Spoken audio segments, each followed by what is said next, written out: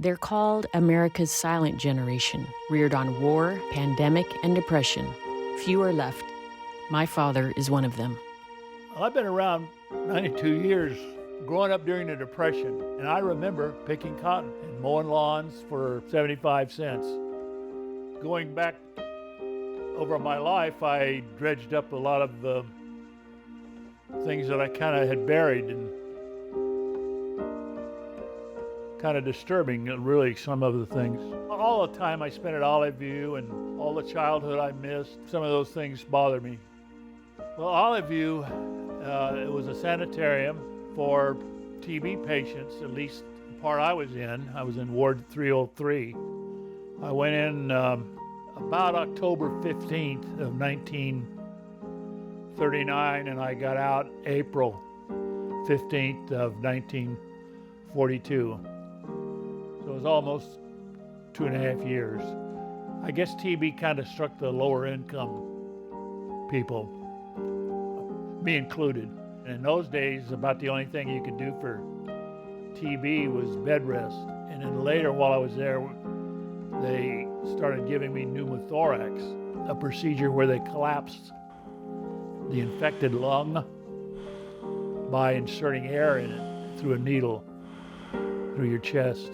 In the ward, there was one radio that was connected to every bed, and every kid had a set of headphones, and we heard about the bombing at Pearl Harbor.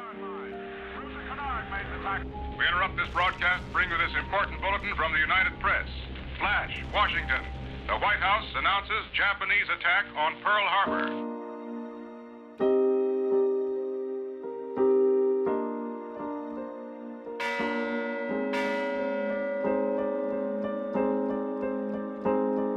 My best friend was a Japanese kid, and we really got along well.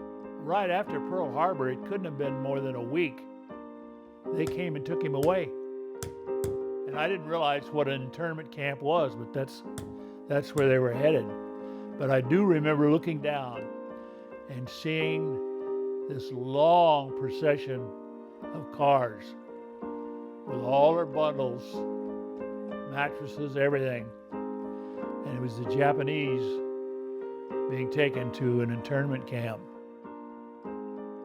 Well, it was a sad day for me because this kid was really a good friend of mine.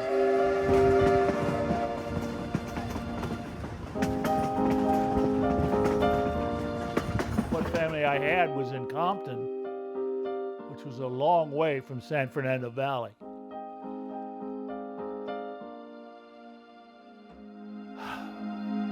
Well, I got out. The sad thing was that, you miss all of that time. I didn't even know how to throw a ball. I'd never thrown a ball.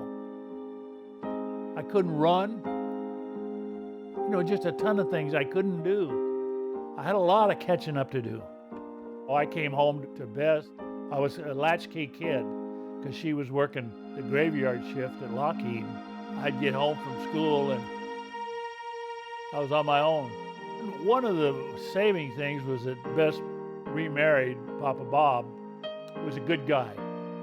He supported me, was good to me. He was born in 1910, but he still got drafted in World War II.